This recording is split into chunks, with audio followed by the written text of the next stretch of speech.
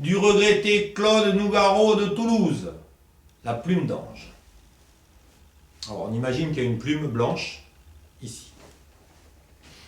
Vous voyez cette plume? Eh bien c'est une plume d'ange. Rassurez-vous, je ne vous demande pas de me croire, je ne vous le demande plus. Pourtant, écoutez encore une fois, une dernière fois mon histoire.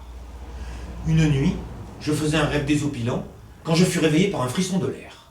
J'ouvre les yeux, que vois-je? Dans l'obscurité de la chambre, des myriades d'étincelles. Elles s'en allaient rejoindre par tourbillonnement magnétique un point situé devant mon lit. Rapidement, de l'accumulation de ces flocons aimantés, phosphorescents, un corps se constituait. Quand les derniers flocons eurent terminé leur course, un ange était là, devant moi, un ange réglementaire, avec les grandes ailes de lait. Comme une flèche d'un carquois de son épaule, il tire une plume. Il me la tend et il me dit « C'est une plume d'ange, je te la donne, montre-la autour de toi. Qu'un seul humain te croie, et ce monde malheureux s'ouvrira au monde de la joie. Qu'un seul humain te croie avec ta plume d'ange, adieu. Et souviens-toi, la foi est plus belle que Dieu. » Et l'ange disparut, laissant la plume entre mes doigts. Dans le noir, je restai longtemps, illuminé, grelottant d'extase, lissant la plume, la respirant. En ce temps-là, je vivais pour les saints somptueux d'une passion néfaste. J'allume, je la réveille. Mon amour, regarde! C'est une plume d'ange. Un ange était là, il vient de me la donner. Oh, ma chérie, tu me sais incapable de mensonges, de plaisanteries scabreuses. Mon amour, il faut que tu me croies, et alors tu vas voir le monde. La belle, le visage obscurci de cheveux, d'araignée de sommeil, me répondit « Fous-moi la paix, laisse-moi dormir, et cesse de fumer ton satané népal !» Elle me tourne le dos et merde. Au petit matin, parmi les nègres des poubelles et les premiers pigeons, je filais chez mon ami le plus sûr. Je montrai ma plume à l'Afrique, aux poubelles, et bien sûr aux pigeons qui me firent des roucoulements de considération admirative. Je sonne. Voici mon ami André. Posément, avec précision, je déballe mon sac biblique, mon oreiller céleste. Tu m'entends bien, André, qu'on me prenne au sérieux et l'humanité tout entière s'arrache de son orbite de malédiction guerroyante et funeste. À dégager. Fini la souffrance, la sottise. La joie et la lumière débarquent. André se massait pensivement la tempe. Il me fit un sourire ému, m'entraîna dans la cuisine, devant un café, m'expliqua que moi, sensible, moi enclin au mysticisme sauvage, moi devais reconsidérer cette apparition. Le repos, l'air de la campagne, avec les oiseaux précisément les vrais. Me revoilà dans la rue grondante, tenant la plume dans ma poche. Que dire, que faire? Monsieur l'agent, regardez, c'est une plume d'ange. Il me croit. Aussitôt les tonitruants troupeaux de bagnoles des jargneuses s'aplatissent. Des hommes radieux en sortent, au relais de leur volant, et s'embrassent en sanglotant. Non, soyons sérieux. Je marchais, dévorant les visages. Celui-ci, la petite dame, et soudain l'idée me vint, évidente, éclatante. Abandonnons les hommes, adressons-nous aux enfants. Eux seuls savent que la foi est plus belle que Dieu. Les enfants, oui, mais lesquels? Je marchais toujours, je marchais encore. Je ne regardais plus la gueule des passants à gare, mais en moi des guirlandes de visages d'enfants. Mes petits, mes féeriques, mes crédules me souriaient. Je marchais, je volais, le vent de mes pas feuilletait Paris. Pages de pierre, de bitume, de pavés maintenant, ceux de la rue Saint-Vincent, les escaliers de la butte. Je monte, je descends et me fiche devant une école, rue du Mont-Cenis. Des femmes attendaient là la sortie des gosses, faussement paternelles. J'attends moi aussi. Les voilà, ils débouchent de l'école par fraîche bouffée, par bouillonnement bariolé. Mon regard papillonne de frimoussant minois, qu'étant une révélation. Sur le seuil de l'école, une petite fille s'est arrêtée.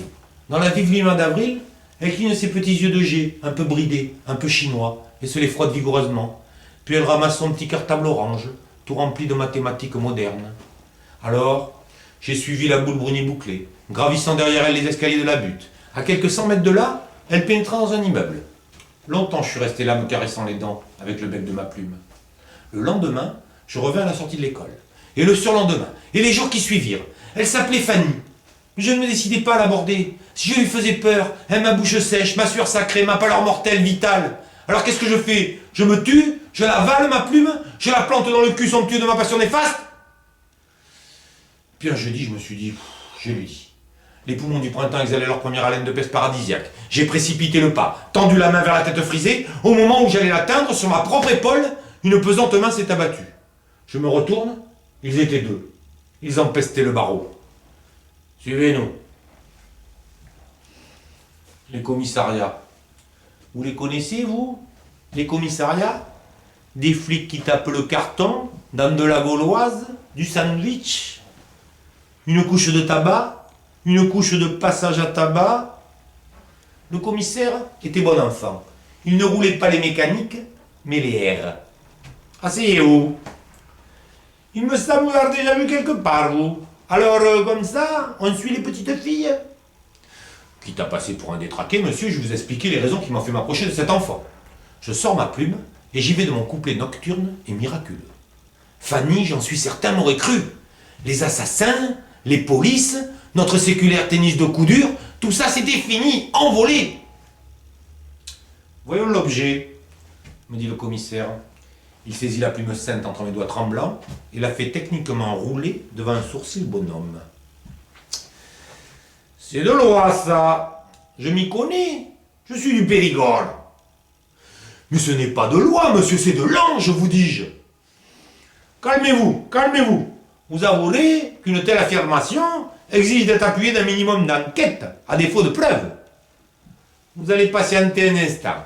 On va s'occuper de vous. Gentiment, hein? Gentiment.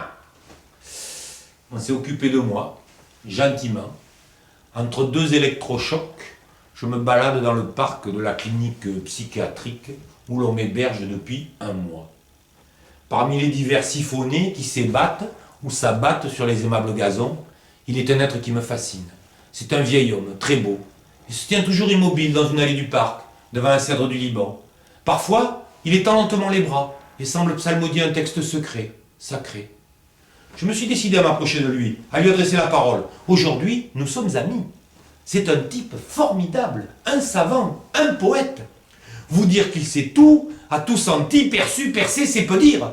De sa barbe massive, un peu verte, au poil épais et tordu, le verbe sort, calme et fruité, abreuvant un récit où toutes les mystiques, les métaphysiques, les philosophies s'unissent, se rassemblent pour se ressembler dans le puits étoilé de sa mémoire.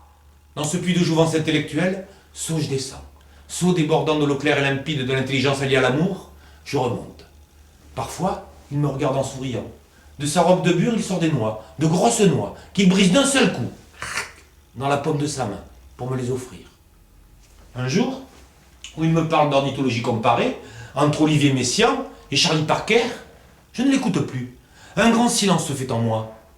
Mais cet homme dont l'ange t'a parlé, cet homme introuvable qui peut croire à ta plume, eh bien oui, c'est lui, il est là, devant toi. Sans hésiter, je sors la plume. Les yeux mordorés lancent une étincelle. Il examine la plume avec une acuité qui me fait frémir de la tête aux pieds. Quel magnifique spécimen de plume d'ange vous avez là, ami. Alors vous le savez? Vous me croyez? Bien sûr que je vous crois. Le tuyau légèrement cannelé, la nacrure des barbes, on ne peut s'y méprendre. Je puis même ajouter qu'il s'agit d'une peine d'Angelus maliciosus. Mais alors, puisqu'il est dit que non me croyant, le monde est sauvé. Ah, je vous arrête, ami. Je ne suis pas un homme. Vous n'êtes pas un homme? Non, je suis un noyer. Vous êtes noyé? Non, je suis un noyer, l'arbre. Je suis un arbre. Il y eut un frisson de l'air. Se détachant de la cime du grand cèdre, un oiseau est venu se poser sur l'épaule du vieillard. Et je crus reconnaître, miniaturisé, l'ange malicieux qui m'avait visité. Tous les trois, le vieil homme, l'oiseau et moi, nous avons ri. Nous avons ri longtemps, longtemps. Le fou rire, quoi.